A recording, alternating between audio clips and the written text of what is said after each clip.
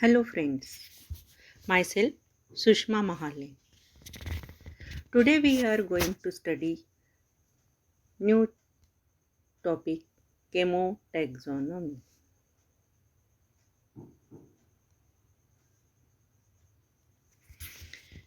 It is the method of biological classification based on similarities and differences in structure of certain compounds present among the organisms being classified. केमोटॅक्झॉनॉमीची ही definition आपण आता पाहिली. सगळ्यात आधी आपण बघूया केमोटॅक्झॉनॉमी म्हणजे नेमकं काय. It is method of biological classification. It is method of biological classification based on similarities and differences of structures of certain chemical compounds present among the organisms being classified. Chemo means chemical. Chemo means chemical and taxonomy means classification. म्हणजे केमिकलच्या बेसवर जे classification केले जाते त्याला केमोटॅक्झॉनॉमी म्हटले जाते. या शब्दातूनच आपल्याला हे समजून घ्यायचं आहे. केमोटॅक्झॉनॉमी. केमो म्हणजे केमिकल, टॅक्झॉनॉमी म्हणजे क्लासिफिकेशन. केमिकलच्या बेसवर होणारे क्लासिफिकेशन म्हणजेच केमोटॅक्झॉनॉमी. म्हणजेच बायोलॉजिकल क्लासिफिकेशनमधील ही एक मेथड आहे ज्यात सिमिलॅरिटीज अँड डिफरन्स पाहिला जातो. कशात? तर सर्टन केमिकल कंपाऊंड्स जे ऑर्गॅनिझम्समध्ये असतात. सर्टन केमिकल कंपाऊंड्स जे ऑर्गॅनिझम्समध्ये आपल्याला पाहायला मिळतात. याचे एक्झाम्पल बघायचे तर पहा. Archaea's cell wall is without peptidoglycan. Archaea's cell wall is without peptidoglycan and that of Prokarya is with peptidoglycan. याचाच अर्थ काय? तर आर्कीच्या वर जी सेल वॉल असते, आर्कीच्या वर जी सेल वॉल असते म्हणजेच काय? आता इथे ही फिगर बघा. प्लांटमध्ये जे सेल असतात त्यामध्ये न्यूक्लियस प्रेझेंट असतो. त्याच्या आजूबाजूला या सेलच्या वरती एक आवरण असते, त्याला सेल वॉल असे म्हटले जाते, जे आपल्याला प्लांटमध्येच पाहायला मिळते. ॲनिमलमध्ये पाहायला मिळत नाही. ॲनिमलमध्ये सेल वॉल ॲब्सेंट असते. फक्त प्लांट सेलमध्येच सेल वॉल असते. म्हणजे आर्कीमध्ये जी सेल वॉल असते त्यात पेप्टिडोग्लायकॉन नसते. Archaea cell wall is without peptidoglycan and that of prokarya with पेप्टिडोग्लायकॉन.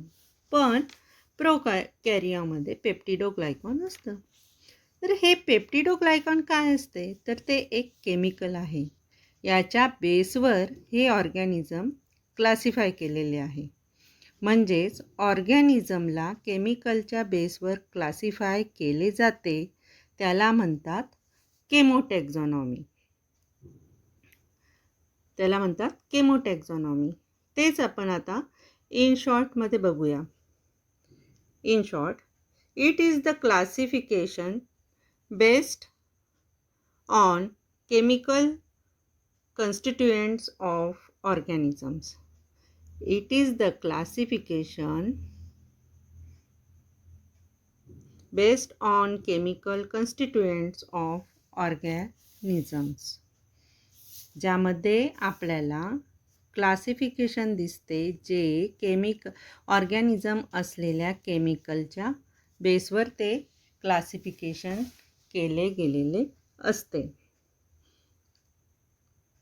त्यासाठी हे आर्कीचं आणि प्रोकॅरियाचं एक्झाम्पल आपल्याला दिलेलं आहे.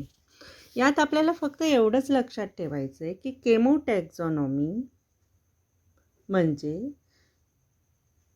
ही एक बायोलॉजिकल मेथड असून क्लासिफिकेशनची मेथड असून यामध्ये सिमिलॅरिटीज आणि डिफरन्स इन स्ट्रक्चर हे पाहिलं जातं, पण ते कशाच्या बेसवर? केमिकलच्या बेसवर ते आपल्याला पाहायला मिळतं. म्हणजेच केमिकलच्या बेसवर होणारे क्लासिफिकेशन म्हणजे केमोटॅक्झॉनॉमी.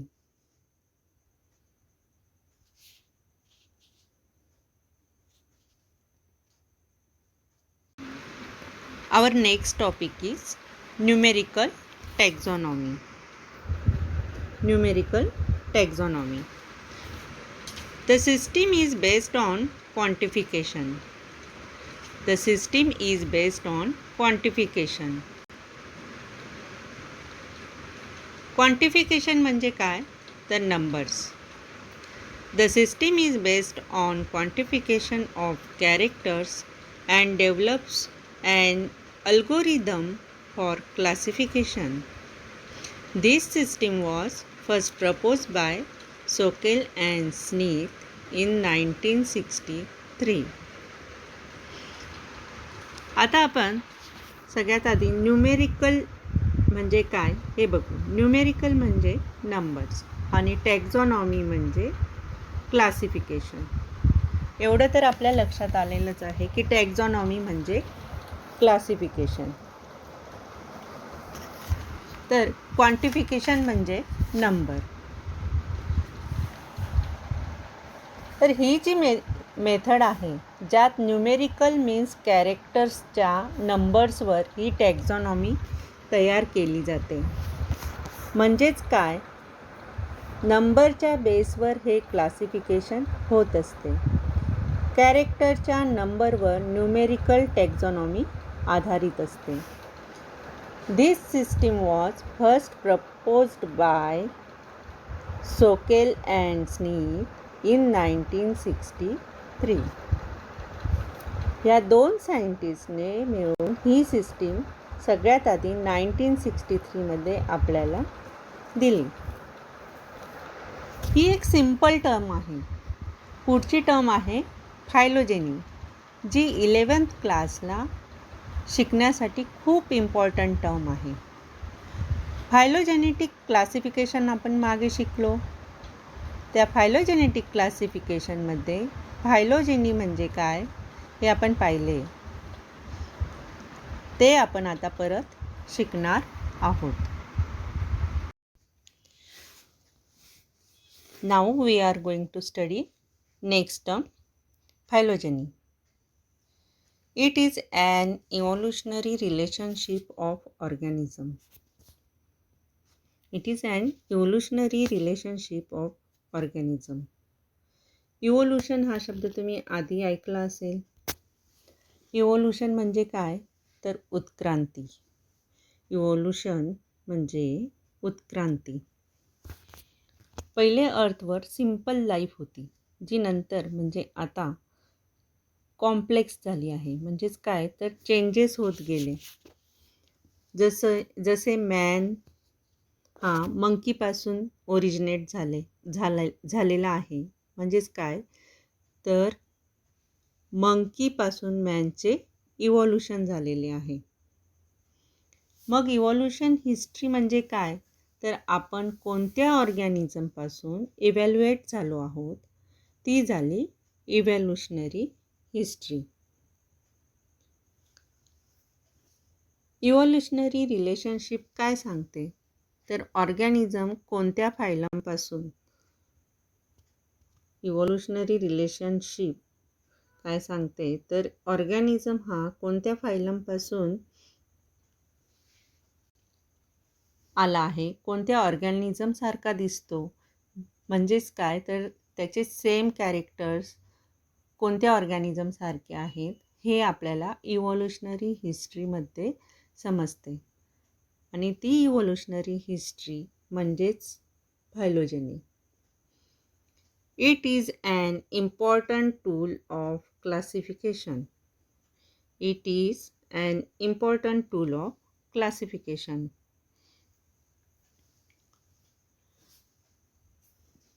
याला फायलोजेनीला क्लासिफिकेशनमध्ये सगळ्यात महत्त्वाचे मानले गेलेले आहे. As it takes into account not merely the morphological status but also the relationship of one group of organism with other groups of life. Morphology म्हणजे काय तर study of external characters. Morphology म्हणजे स्टडी ऑफ एक्सटर्नल कॅरेक्टर्स, म्हणजे जसं एखाद्या फुलाला किती calyx आहेत, किती कार्पेल आहेत, ते झाड कसे दिसते, ते किती उंचीचे आहे, हे जे आपण बाहेरून जे पाहतो त्याला एक्सटर्नल कॅरेक्टर्स म्हणतात, मॉर्फॉलॉजी म्हणतात. हे आपण मागच्या काही लेक्चर्समध्ये शिकलो आहोत.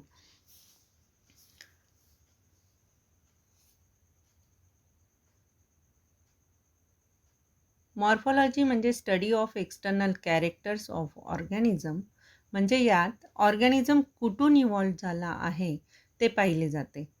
मॉर्फॉलॉजिकल कॅरेक्टर्स पाहिले जात नाही. बघा, काही आपण आधी जे क्लासिफिकेशन पाहत होतो त्यामध्ये जे आपल्याला उघड्या डोळ्यांनी दिसतील असे कॅरेक्टर्स आपण पाहिले होते, ज्याच्या बेसवर क्लासिफिकेशन केले गेले होते. म्हणजे मॉर्फॉलॉजिकल कॅरेक्टर्सच्या बेसवर क्लासिफिकेशन केले गेले होते. परंतु फायलोजेनी या क्लासिफिकेशनमध्ये जे ऑर्गॅनिझम असते त्याची इव्हॉल्युशनरी हिस्ट्रीचा स्टडी करून त्याच्या बेसवर त्याचं क्लासिफिकेशन केले जाते. त्याचे एक्झाम्पल पाहिजे तर आपण पाहूया. Woese's 3 domain concept as well as Whittaker's 5 kingdom system are the good examples of phylogenetic relationship.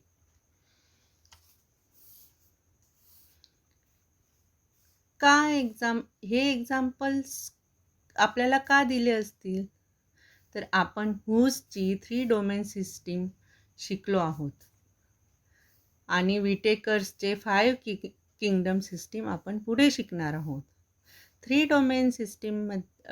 Domain सिस्टीममध्ये काय होते, त्यामध्ये पहिले आर्की, मग बॅक्टेरिया आणि त्यानंतर युकॅरिया असे 3 क्लास केलेले होते. 3 डोमेन्स तयार झालेले, जे डोमेन्स किंगडमपेक्षा मोठे असतात, हे आपण आत्ता मागच्या लेक्चरमध्ये शिकलो. या दोन्ही सायंटिस्टने क्लासिफिकेशन केले, पण कशाच्या बेसिसवर? इव्होल्युशनरी रिलेशनशिपच्या बेसवर. म्हणून हे फायलोजेनीमध्ये इव्होल्युशनरी हिस्ट्री क्लासिफिकेशनसाठी किती महत्त्वाची आहे हे या एक्झाम्पलद्वारे आपल्याला समजते.